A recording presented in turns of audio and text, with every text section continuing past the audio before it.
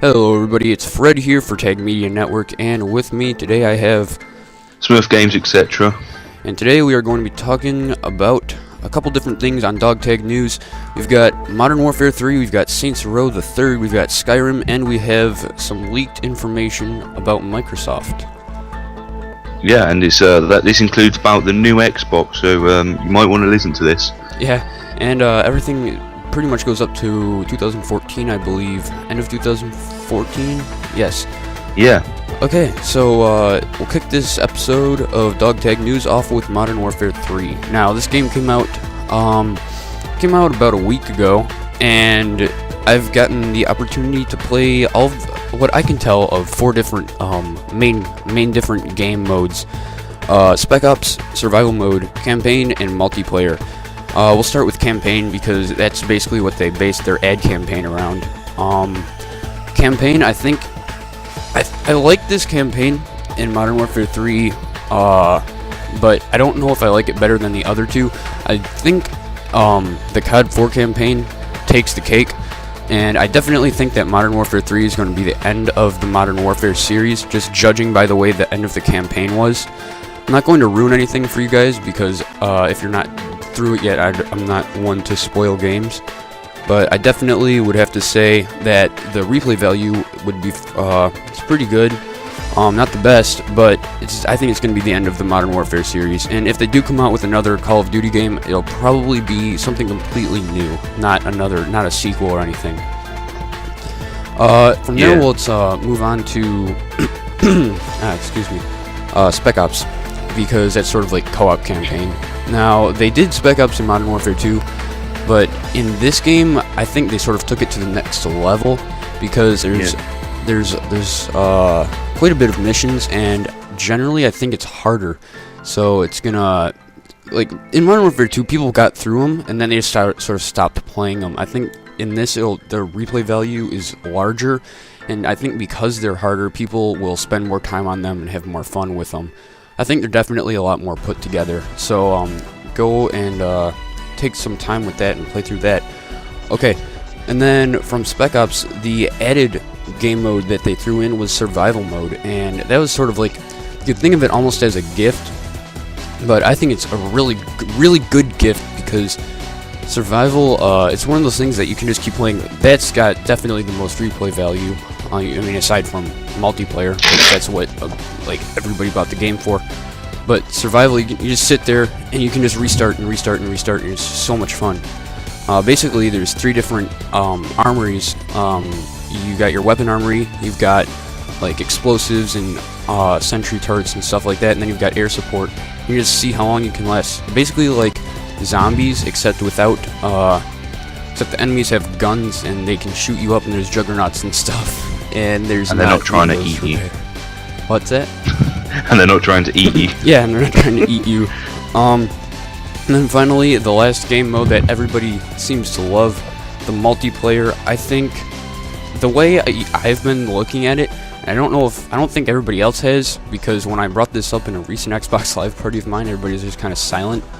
I'm sort of thinking it as like Modern Warfare 2 is almost like a test for Modern Warfare 3. See all of the things that went wrong with Modern Warfare 2, and then they fix them for this game. Because so far, I personally have not really found that many problems with multiplayer. Like the Type 95, it's an assault rifle that might be a little bit overpowered, or like the MP9, that's a machine pistol. That's a little bit overpowered, but it's nothing that's fixable. Like, they could easily dumb those down in an update or something. That's not even that big of a problem that they would even have to do that in my book. But I think the maps are definitely more campaigny in multiplayer, and it's just all around fun to play with people. And it basically sums up my Modern Warfare 3 review. Yeah, I mean, I didn't get it, but if I had the money, I would definitely go out and get it straight away, just to spend some time, kill some time on that. But what I am waiting for at the moment is Saints Row 3. Now, this is the third, obviously. The first and second were both sandbox adventure games in the same vein as GTA, and that was pretty They were okay. They weren't anything compared to GTA 4 or anything like that. But Saints Row 3 is where I think the money's going to be for THQ and all that. Just because it's been so hyped up, and GTA 4 is getting old, it's going to be awesome because the storyline is more linear and refined. You're fighting against a rival gang called the Syndicate after some crazy stuff happens. Because your gang moves to a new city. I think it's a good idea that they're releasing this game now instead of waiting until seeing when GTA 5 will come out. Because that definitely be a problem. Yeah, because basically now that there's so much hype around GTA 5 already from one trailer, it's equaled, if not bettered, the hype around Saints Row 3. So right now is the perfect time to release it. So the gang moves to Steelport because after a failed bank robbery and some crazy stuff there, to take on the Syndicate for revenge. There's 3 gangs there, and all of their storylines are intertwined because they're in the same gang, like leader area, like Syndicate. So single player, Chaos Reigns. That is all about that. It's even got zombies in it. I mean, what makes a game better than zombies? Come on. Then we've got co-op. It looks just as good, if not better. It's got the same formula as before, which is just have fun and cause chaos and do whatever you want. Do you know how they're going to incorporate the zombies? No, I don't know. I think there might be a cordoned off area in the city or something. But I know they're zombies, so yeah.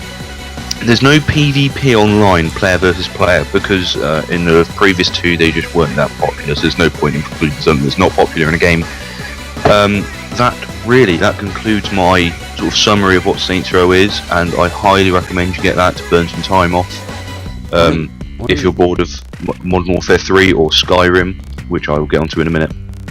One of the things that I really hope they do for Saints Row 3, I hope, well, if in Saints Row 2, if you remember the airport, they had those giant planes that you couldn't fly. You could fly like the Snipes 87 or whatever it was, but they had those huge planes that you couldn't fly, and I really wanted to fly those, and I hope they add something like that in. Yeah, so do I actually. That would just be awesome. I think you can. In one of the trailers there's some massive plane flying about. Anyway, so that's Saints Row 3. As I said, I highly recommend it. Now, Skyrim was released on the 11th of the 11th of 2011. Now this is epic. It's an epic story, about 120 hours if you want to completely just do every single thing that the game has to offer. It's got new magic mechanics. Now you can actually dual wield spells, which is looks pretty cool. You can have like a fire and frost combination. That looks really good compared to Oblivion, where you could have one spell and you could have fire at once. Where this is like a stream, so you can just like hose someone in fire, which is awesome. So there's a lot of new enemies. You get a dragon. I mean, yet again, what makes a game better? Dragons. It's also got giants, and giants wander in the wilderness with their big herds, and that looks awesome as well. And the new engine also has PC support, so even if there is official DLC, you're going to get modders DLC, which is usually actually just as good, if not better, and they're free. So that means there's going to be endless game time if you own a PC and have Skyrim on there. So really, the game is just huge. If you were to walk across the map from one side to the other without dying, how long do you think it would take? 20 minutes? No.